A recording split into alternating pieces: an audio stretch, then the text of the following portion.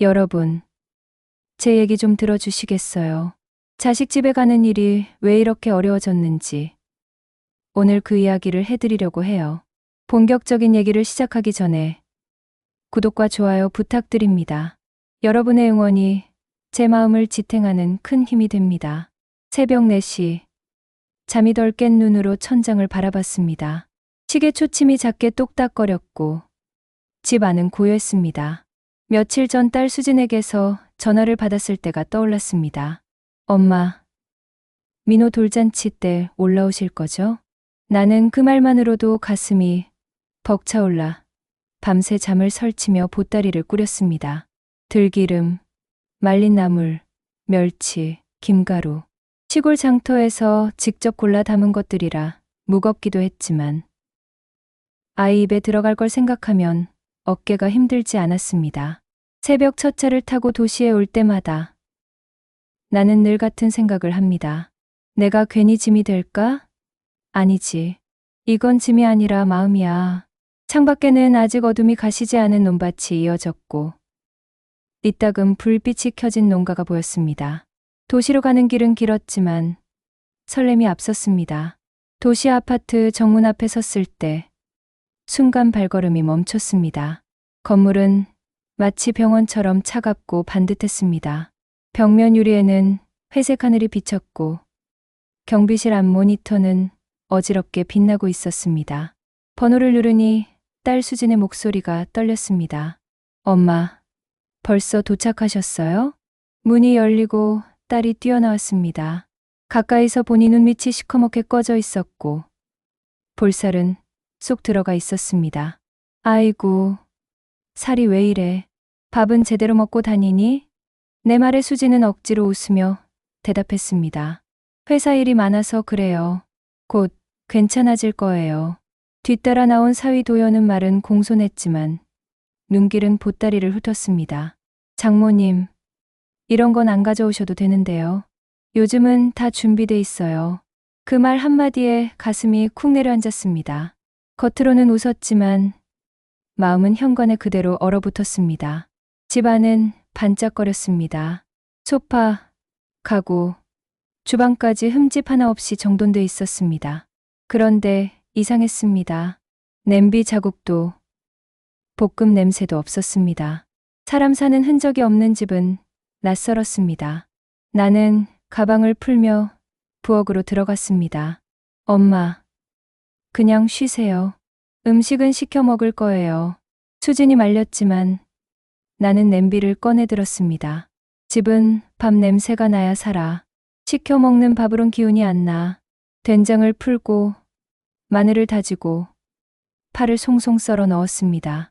국물 한 소끔 끓어오르는 소리에 집 안공기가 달라졌습니다.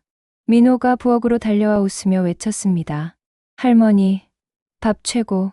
그 말에 마음이 놓였지만 딸은 숟가락을 들었다 놓기를 반복했고 사위 도연은 서재에서 나오지 않았습니다. 밤이 되자 민호 옆에 누워 등을 토닥였습니다. 아이는 금세 숨을 고르게 쉬었고 나는 천장을 바라보며 속으로 다짐했습니다. 내가 있는 동안만이라도 이 집을 따뜻하게 만들어야지. 그런데 새벽녘, 목이 말라 물을 마시러 나왔을 때였습니다. 서재 문틈에서 불빛이 새어나오고 있었습니다. 안에서는 도연 목소리가 낮고 빠르게 흘러나왔습니다. 이번 건 오늘 안에 정리해. 소리 나면 안 돼. 단어 몇 개가 귓속에 박혔습니다. 그 순간 몸이 얼어붙었습니다. 문 앞에 서서 숨을 죽였지만 발걸음은 움직이지 않았습니다. 잠시 후 서재 문이 열리며 도연이 밖으로 나왔습니다. 그는 내 모습을 보고도 태연히 웃었습니다. 장모님, 아직 안 주무셨어요? 나는 얼른 고개를 끄덕였습니다. 잠이 안 와서 물 좀 마시려고. 서로 웃었지만 웃음은 차갑게 흘렀습니다. 침대에 돌아와 눈을 감았지만 마음은 이미 깨어 있었습니다. 나는 직감했습니다. 이 집 어딘가에 내가 모르는 무거운 것이 숨어 있다는 걸. 딸과 손주는 그 무게에 눌려 살고 있었고 사위는 그것을 감추고 있었습니다. 불안과 의심이 뒤섞인 밤이었습니다. 하지만 나는 결심했습니다. 내가 지켜봐야겠다. 밥을 짓는 손으로 이 집도 함께 지켜야지. 그렇게 나의 긴 싸움이 시작되었습니다. 그날 저녁이었습니다. 밥상을 다 치우고 민호를 씻겨 눕히니 아이는 제 곁에 꼭 붙어 잠이 들었어요. 숨소리가 얼마나 고운지 그 작은 가슴이 오르내리는 걸 보고 있노라니 참 다행이다 싶었습니다. 세상 차갑고 낯선 집이었지만 손주의 체온만은 저를 위로해 주었거든요. 그런데 딸 여경이가 방에서 나와 조심스레 제 곁에 앉더니 괜찮냐고 묻더라고요. 괜찮다고 했지만 제 눈엔 여경이가 더 걱정이었어요. 얼굴은 반쪽이 되어 있었고 웃음도 억지로 지어내는 게 눈에 훤히 보였으니까요. 여경아, 너 밥은 제대로 챙겨 먹고 다니냐? 제가 슬쩍 묻자 딸이 손사래를 쳤습니다. 먹어, 엄마. 회사 일 때문에 좀 피곤해서 그래. 별일 아니야. 별일 아니라고는 했지만 제 눈엔 아니었습니다. 장식장 옮기다 부딪혔다던 그 손목의 흔적. 그건 제가 평생 몸으로 부딪히며 살아와서 잘 압니다. 그냥 생긴 멍이 아니었어요. 순간 속이 서늘해졌습니다. 하지만 더 캐묻지 못했습니다. 제 딸이 마치 벼랑 끝에 서 있는 것처럼 보였거든요. 그저 제 곁에 앉아 있는 것만으로도 겨우 버티고 있다는 게 느껴졌습니다. 제가 무슨 말을 더 꺼냈다간 그 얇디얇은 버팀목이 와르르 무너져 버릴 것 같았어요. 그날 밤은 잠이 오지 않았습니다. 뒤척이다 새벽녘에 부엌에 나갔는데 서재 불빛이 켜져 있더라고요. 문틈 사이로 들려오는 사위의 목소리가 섬뜩하게 날카로웠습니다. 지금 당장 처리해. 늦으면 끝장이야. 처음엔 회사 일인가 했지만 아무래도 말투가 심상치 않았습니다. 누구를 윽박지르는 건지 듣는 제가 다 등골이 오싹해졌어요. 다음 날 아침 사위는 아무 일 없었다는 듯 태블릿을 보며 앉아 있었습니다. 딸은 눈치를 살피며 토스트를 구워 그의 앞에 내려놓았고 저는 속으로 애써 웃었습니다. 속내를 드러내면 안 되니까요. 시장 바닥에서 배운 게 있다면 바로 그거였습니다. 뱀을 상대할 땐 뱀처럼 웃고 기다려야 한다는 거요. 저는 일부러 밝게 말을 꺼냈습니다. 사위, 요즘 회사 일 바쁘지? 돈 벌기 참 어렵지 않나? 사위는 태블릿에서 눈을 떼지 않은 채 짧게 대답했어요. 돈은 아는 사람만 쉽습니다. 모르는 사람은 평생 힘들죠. 그 말투가 참 싸늘했습니다. 저를 내려다보는 게 아니라 아예 다른 세계 사람을 대하는 것 같았어요. 순간 속에서 뭔가 부글부글 끓었지만 참았습니다. 아직은 지켜봐야 할 때라 생각했거든요. 그날 오후 민호와 함께 그림을 그리는데 아이가 무심코 말했어요. 할머니, 우리 아빠는 비밀 박사야. 비밀 박사? 응. 아빠가 나한테만 가르쳐 준 거 있어. 엄마한테도 말하면 안 돼. 그 말에 심장이 철렁 내려앉았습니다. 6살짜리 입에서 엄마한테도 말하면 안 되라는 말이 튀어나오다니. 그건 그냥 놀이가 아니었습니다. 아이를 무슨 비밀의 공범으로 만들고 있다는 생각이 들었죠. 제가 웃는 척하며 물었습니다. 그래, 할미한테는 살짝 말해주면 안 돼? 민호는 고개를 세차게 저으며 입술에 손가락을 댔습니다. 쉿! 말하면 큰일 나. 아빠가 그랬어. 우리 가족 다치게 된다고. 그 순간 아이 눈동자에 스친 두려움이 제 가슴을 쳤습니다. 그건 단순한 놀이가 아니었어요. 아이가 무서워하는 눈빛이었으니까요. 그날 밤 사위는 술에 취해 들어왔습니다. 거실 불도 켜지지 않은 채 전화를 붙들고 소리치는 소리가 들렸습니다. 그 돈 내일까지 무조건 맞춰. 못하면 내 가족까지 가만 안 둬. 숨이 멎는 줄 알았습니다. 그는 제가 아는 사위가 아니었습니다. 회사 일에 치여 예민한 사위가 아니라 다른 얼굴을 한 낯선 사람이었어요. 저는 조용히 민호 옆에 누워 아이의 머리를 쓰다듬었습니다. 그런데 아이가 잠꼬대처럼 중얼거렸습니다. 아빠, 무서워. 엄마 지켜줘. 그 작은 속삭임이 제 귓속에 메아리 쳤습니다. 아이의 두려움, 딸의 지친 얼굴, 사위의 서늘한 말투, 모든 조각이 하나로 이어지기 시작했습니다. 이 집에는 분명 뭔가가 있습니다. 겉으론 멀쩡하지만 속으론 골마터져 있는 비밀. 그리고 저는 이제 그 문턱에 발을 딛고 만 겁니다. 저는 며칠째 딸 집에 머물고 있었습니다. 겉으로 보기엔 평온했지만 속은 그렇지 않았습니다. 딸 여진이는 늘 피곤에 쩔어 있었고 사위 도연은 여전히 눈길조차 주지 않았습니다. 손주 민호만이 저에게 밝게 웃어주는 유일한 위로였습니다. 그런데 그 아이조차 가끔은 어린애답지 않은 말을 내뱉곤 했습니다. 할머니, 아빠가 밤마다 공부해. 근데 그거 아무한테도 말하면 안 돼. 처음엔 그냥 철없는 장난이라고 생각했지만 아이 얼굴에 스친 그 두려움은 분명 장난이 아니었습니다. 밤마다 서재에서 새어나오는 은은한 불빛, 그리고 속삭이는 듯 이어지는 도연의 목소리. 저는 몇 번이고 다가갔다가 결국 발걸음을 돌리곤 했습니다.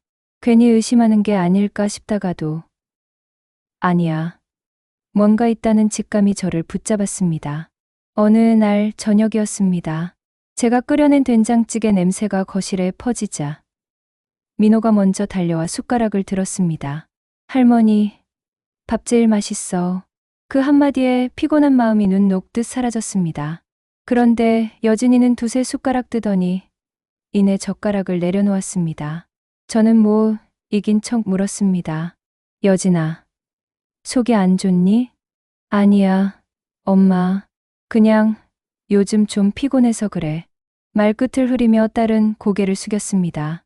하지만 그 손목에 번진 옅은 자국이 제 눈에 들어왔습니다. 순간 숨이 막히는 것 같았습니다. 이게 뭔데? 하고 다그쳤지만 여진이는 얼른 소매를 끌어내리며 고개를 저었습니다. 엄마, 별거 아니야. 그냥 부딪힌 거야. 그 대답이 오히려 제 마음을 더 무겁게 짓눌렀습니다. 그날 밤 저는 민호와 나란히 누웠습니다. 아이는 금세 잠에 빠졌고 작은 숨결이 규칙적으로 오갔습니다. 그런데 한참 뒤 아이가 뒤척이며 잠꼬대처럼 중얼거렸습니다. 아빠, 그거 아무도 몰라야 해. 아니면 큰일 나. 숨이 멎는 줄 알았습니다. 아이의 꿈속에서조차 사위의 그림자가 드리워져 있었던 겁니다. 그 다음 날 저는 일부러 부엌 청소를 하며 서재 근처를 기웃거렸습니다. 살짝 열린 문틈 사이로 책상 위에 놓인 낯선 서류철이 보였습니다. 안에는 숫자와 영어가 빼곡히 적힌 종이들이 쌓여 있었고 무언가 거래, 내역처럼 보이는 문서도 흘끗 보였습니다. 그 순간 발걸음 소리가 가가와 황급히 설거지하는 척 자리를 떴습니다. 심장이 아직도 쿵쾅거리고 있었습니다. 저는 이제 확신했습니다. 이 집의 차가움은 단순히 성격이나 분위기의 문제가 아니었습니다. 도연은 무언가를 숨기고 있었고 딸은 그 사실을 알면서도 외면하고 있었습니다. 그리고 불쌍한 손주까지 그 속에서 길러지고 있었습니다. 그날 밤 저는 잠자리에 누워 하늘을 보며 다짐했습니다. 이대로는 안 돼. 무슨 일이 있더라도 밝혀내야 한다. 내 딸과 손주를 위해서. 며칠째 쌓인 불안은 저를 점점 더 날카롭게 만들었습니다. 겉으로는 아무렇지 않은 척 민호와 놀아주고 딸과 밥을 먹었지만 속으로는 끊임없이 질문이 맴돌았습니다. 도연이 저 서재에서 뭘 숨기고 있는 걸까? 여진이는 정말 모르는 걸까? 아니면 알고도 모른 척하는 걸까? 어느 날 아침이었습니다. 식탁 위로 따뜻한 국이 김을 올리고 있었는데 도연은 국물엔 손도 대지 않고 커피만 홀짝거렸습니다. 저는 일부러 말을 건넸습니다. 사위, 요즘 일 때문에 많이 바쁜가 보네. 밤마다 불 켜져 있던데 공부하느라 고생이 많지. 제 말에 그는 순간 눈빛을 번뜩이며 저를 바라봤습니다. 하지만 곧 억지 미소를 띠더니 담담히 대답했습니다. 장모님은 신경 안 쓰셔도 됩니다. 그냥 회사 일 때문에 자료 정리 좀 하는 겁니다. 그 대답이 오히려 제 의심을 더 키웠습니다. 회사 일이면 대낮에 해도 될 텐데 왜 꼭 한밤중에 몰래 해야 할까요? 그날 저녁 민호가 그림을 그리다가 갑자기 고개를 갸웃했습니다. 할머니, 아빠 방에는 왜 큰 상자가 있어? 열면 안 된대. 저는 놀라서 아이를 바라봤습니다. 상자. 어떤 상자 말이니? 응. 까만 상자. 아빠가 늘 잠그고 내가 가면 화내. 순간 제 등골에 서늘한 기운이 흘렀습니다. 아이가 본 그 상자는 단순한 보관함이 아닐 거라는 생각이 들었습니다. 며칠 후, 저는 일부러 청소를 핑계 삼아 서재 앞을 맴돌았습니다. 그때 안에서 전화통화 소리가 새어나왔습니다. 도연의 목소리는 낮았지만 분명히 분노와 조급함이 섞여 있었습니다. 이번 주 안에 정리 안 되면 다 끝장이야. 증거는 절대 남기면 안 돼. 순간 제 심장이 멎는 듯 했습니다. 그는 확실히 무언가 잘못된 일에 연루되어 있었습니다. 그날 밤, 잠든 민호 곁에서 저는 천장을 바라보며 오랫동안 잠을 이루지 못했습니다. 이대로 두면 아이가 위험하다. 여진이도 더 깊은 수렁으로 빠질 거다. 하지만 동시에 두려움이 엄습했습니다. 제가 뭘 할 수 있을까요?